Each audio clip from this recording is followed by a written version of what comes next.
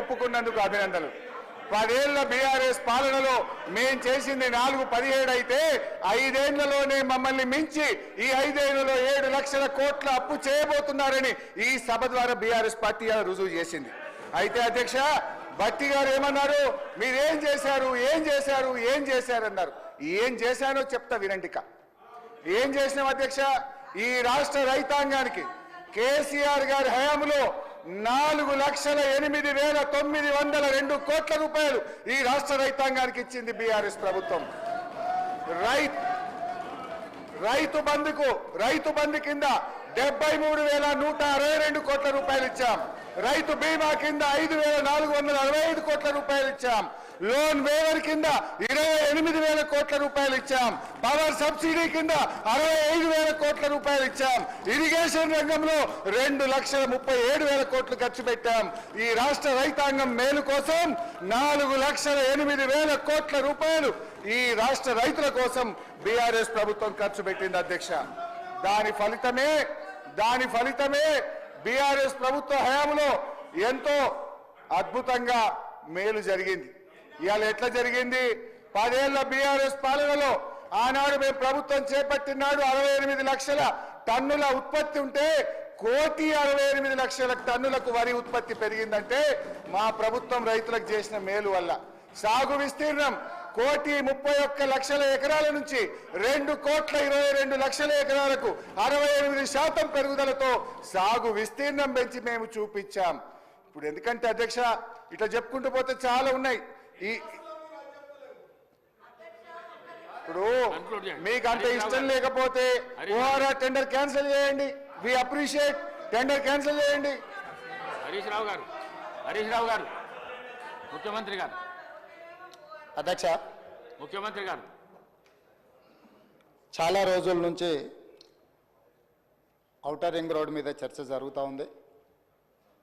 ఎన్నికల కంటే ముందు హడావిడిగా సరైన విధి విధానాలు అవలంబించకుండా టెండర్ ప్రాసెస్ను డీవియేట్ చేసి కొద్దిమంది వ్యక్తులకు ఆయాచిత లబ్ధి చేకూర్చడానికి ఔటర్ రింగ్ రోడ్డును అప్పచెప్పిండ్రని సమాజమంతా, తెలంగాణ రాష్ట్రమంతా దీని మీద తీవ్రమైన చర్చ జరిగింది. ఆనాడు Congress party doctor YS Rajasekhara Reddy గారు ముఖ్యమంత్రిగా ఉన్నప్పుడు అంతర్జాతీయ ఎయిర్పోర్ట్తో పాటు ఔటర్ రింగ్ రోడ్డును జైకా నుంచి నిధులను తీసుకొచ్చి ఒక అద్భుతమైన మణిహారాన్ని తెలంగాణ రాష్ట్రానికి, అంటే హైదరాబాద్ నగరం అంతర్జాతీయ నగరంగా, విశ్వనగరంగా రాణించడానికి ఈ 2 ప్రధానమైన కారణం. అంతర్జాతీయ airport, outer ring road, IT కంపెనీలు, ఫార్మా కంపెనీలు. ఈ తెలంగాణ రాష్ట్ర ఆదాయంలో 60-65% ఈరోజు మన బడ్జెట్లో వస్తుంది అని అంటే ఆనాడు కాంగ్రెస్ పార్టీ తీసుకున్న నిర్ణయాల వల్ల ఈరోజు ఈ రాష్ట్ర ఆదాయం అత్యధికంగా పెరిగింది. ఇదే కాకుండా ఈ నగరం ప్రజల యొక్క అవసరాలు తీర్చాలి, దాహార్తి తీర్చాలి అని ఆనాడు పీజేఆర్ గారు పదే చేసిన ధర్నాల నేపథ్యంలో కృష్ణానది జలాలను ఫేజ్ 1, ఫేజ్ 2, ఫేజ్ 3 కావచ్చు, గోదావరి నది జలాలను హైదరాబాద్ తాగునీటి దాహార్తిని తీర్చడానికి ఈ హైదరాబాద్ నగరానికి కృష్ణా గోదావరి జలాలను తరలించి ఇక్కడికి వచ్చి నివసించే లక్షలాది మంది ప్రజల యొక్క అవసరాల తాగునీటి సమస్యలను పరిష్కరించింది కాంగ్రెస్ పార్టీ. ఇదే కాకుండా ప్రపంచ నగరంతో పాటు పోటీ పడాలి అని అంటే, ఈ దేశంలోనే అద్భుతమైన నగరంగా హైదరాబాద్ నగరం రాణించాలి అని అంటే మెట్రో రైలు ఉండాలి, మెట్రో అంతర్జాతీయ ప్రమాణాలతో ఉండాలి అని ఆనాడు పబ్లిక్ ప్రైవేట్ పార్ట్నర్షిప్లో ఈ నగరానికి మెట్రో రైలును తీసుకొచ్చి ఈ నగరాన్ని ప్రపంచ చిత్రపటంలో కాంగ్రెస్ పార్టీ పెట్టింది. అంటే ఈరోజు ఈ నగరం అంతర్జాతీయ నగరంగా రాణించడానికి కారణం కృష్ణా గోదావరి నదీ జలాలు, ఔటర్ రింగ్ రోడ్డు, అంతర్జాతీయ ఎయిర్పోర్టు, మెట్రో రైలు, ఐటీ కంపెనీలు, ఫార్మా కంపెనీలు, శాంతి భద్రతలను కాపాడడం, మత సామరస్యాన్ని పెంపొందించడం, ఇలాంటి ఎన్నో విధానపరమైన నిర్ణయాలు, కఠినమైన నిర్ణయాలు, రోజుకు 24 గంటలు నిరంతర విద్యుత్తు, ఒక్క నిమిషం కూడా పరిశ్రమలకు విద్యుత్ కోతలు ఉండకూడదు, 100% రోజుకు 24 గంటలు సంవత్సరానికి 365 రోజులు విద్యుత్ సరఫరాను నిరంతరాయంగా అందించినప్పుడే ఈ నగరానికి ప్రపంచ స్థాయి పెట్టుబడులు వచ్చి పరిశ్రమలు వచ్చి ఈ నగరం అభివృద్ధి చెందుతుంది.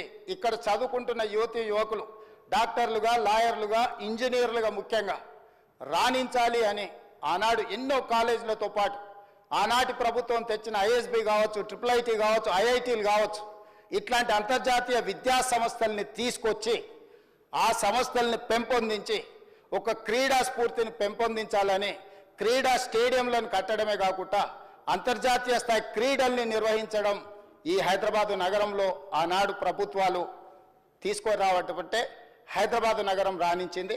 అందుకే ఈరోజు మనము 2 లక్షల పైచిలకు కోట్ల బడ్జెట్కు చేరినామంటే ప్రధానమైన ఆదాయం ఇదే. వీటితో పాటు జలయజ్ఞంలో భాగంగా తెలంగాణ రాష్ట్రం ఎడారిగా మారిపోతుంది. ఈ రాష్ట్రంలో సాగునీటిని మొత్తం ప్రతి ఎకరాకు అందించాలన్న ఒక లక్ష్యంతో జలయజ్ఞంలో భాగంగా కల్వకుర్తి కావచ్చు, భీమా కావచ్చు, నెట్టంపాడు కావచ్చు, కోయిల్సాగర్ కావచ్చు, జూరాల పునరుద్ధరణ కావచ్చు, లేకపోతే RDS ప్రాజెక్టులు కావచ్చు, లేకపోతే శ్రీరామ్ సాగర్ కావచ్చు, శ్రీపాద ఎల్లంపల్లి కావచ్చు, ప్రాణహిత చేవెళ్ళ కావచ్చు, తుమ్మిడిహెట్టి దగ్గర ప్రాజెక్టు నిర్మించడం ద్వారా 38,000 కోట్ల రూపాయలతోని 16 లక్షల ఎకరాలకు నీళ్లు అందించాలి. చేవెళ్ళ ఎక్కడ ఆదిలాబాద్లో తుమ్మిడిహెట్టిలో మొదలుపెట్టిన గోదావరి జలాలను చేవెళ్ళ వరకు వికారాబాద్, తాండూరు నా నియోజకవర్గం, మీ నియోజకవర్గమైన కొడంగల్ మన వికారాబాద్ వరకు తరలించాలని చేవెళ్ళ దగ్గర దాదాపుగా 1,000 కోట్ల రూపాయలు ఖర్చు పెట్టి ప్రాజెక్టులను చేపట్టారు. ఆనాడు మనతో పాటు ధర్నాల పాల్గొన్న దురదృష్టవశాత్తు అటుపోయినా చేవెళ్ళ ప్రాంతానికి, వికారాబాద్ ప్రాంతానికి, తాండూరుకు, కొడంగల్కు నీళ్లు తేవాలని ఆలోచన కూడా చేయలేదు. ఈ నేపథ్యంలో అద్భుతమైన నగరంగా తీర్చిదిద్ది ఔటర్ రింగ్ రోడ్డుని మనం అప్పు తెచ్చి మొత్తం పూర్తి Hyderabad growth corridor limited HGCL నేతృత్వంలో ఈ అద్భుతమైన ఆస్తిని 1,000 లక్షల కోట్ల రూపాయల విలువైన ఆస్తిని 6,500 కోట్ల రూపాయల అప్పు తీసుకొచ్చి నిర్మించి అప్పు పూర్తి చేసి డెట్ ఫ్రీ చేసిన అధ్యక్ష. డెట్ ఫ్రీ చేసిన ఔటర్ రింగ్ రోడ్డుని అప్పనంగా ఆయాచితంగా అమ్ముడు పోయి అమ్ముకొని ఎన్నికల ముందు హడావిడిగా వాళ్ళకి క్లియర్గా తెలుసు ప్రజలు తిరస్కరించారు, ప్రజలు ఓడించబోతున్నారు, ప్రజలు బొంద పెట్టబోతున్నారు అని తెలిసి ఉన్నదల్లా తెగ నమ్ముకొని దేశం విడిచి పారిపోవాలన్న ఆలోచనతోనే ఔటర్ రింగ్ రోడ్డుని అమ్ముకున్నారు.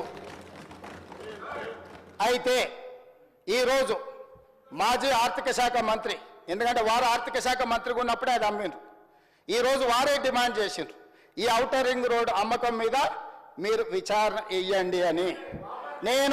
నేను మనస్ఫూర్తిగా వారు మనస్ఫూర్తిగా విచారణకి ఏదైతే అడిగినరో వెనకాల వారు కూడా చదువు వచ్చినా రాకపోయినా వారు కూడా వారికి మద్దతు పలికినందుకు వారిద్దరి కోరిక మేరకు స్పెషల్ ఇన్వెస్టిగేటింగ్ టీంను నిర్వహించి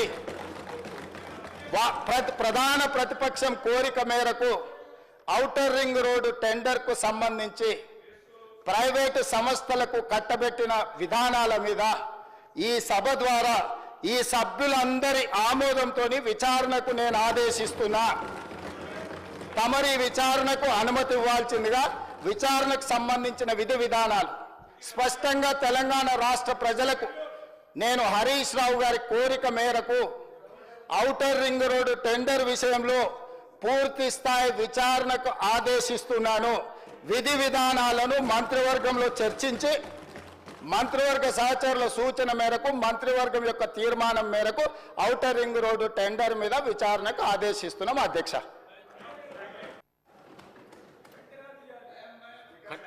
కన్క్లూడ్ చేయండి మీరు.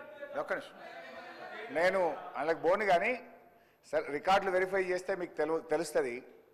నేను ఎక్కడ కూడా విచారణ వేయమని అనలే. అక్కడ నుంచి బట్టి గారు లేచి వి వెల్కమ్ విచారణ, దానికి మేము వెనకకు పోము, వి వెల్కమ్. కానీ విషయం చెప్పదలుచుకున్నా అంటే ఎంత కన్వీనియంట్గా ముఖ్యమంత్రి గారు మాట మారుస్తారనేది రాష్ట్ర ప్రజలకు మీకు రికార్డులు చూస్తే తెలుస్తుంది. బట్టి గారు లేచి పదే మీలాగా ORR అమ్ముకోలేదంటే మీకు అంత ఇష్టం లేకపోతే దాన్ని రద్దు చేయండి, వాపస్ తీసుకోండి అని నేను అన్నా. అయితే ఇప్పుడు ముఖ్యమంత్రి గారు లేచి సరే విచారణ వేస్తామన్నారు, వి వెల్కమ్. కానీ నేను ఈ సందర్భంగా కోరేది ఏంటంటే ముందు రద్దు చేసి ఆ విచారణకు ఆదేశించండి, రద్దు చేయండి అని చెప్పి ఆ టెండర్లు రద్దు చేసి విచారణకు ఆదేశించాలని మీ ద్వారా కోరుతా ఉన్నాను. ఇకపోతే అధ్యక్ష, ఇంక దాంట్లో పోతే డైవర్ట్ అవుతుంది కనుక I will come back to అప్పులు. ఇకపోతే అధ్యక్ష, కన్క్లూడ్ చేయండి హరీష్ రావు గారు అరే ఎక్కడ సార్, ఇంకా సగం కూడా కాలేదు ఆగండి. ప్లీజ్.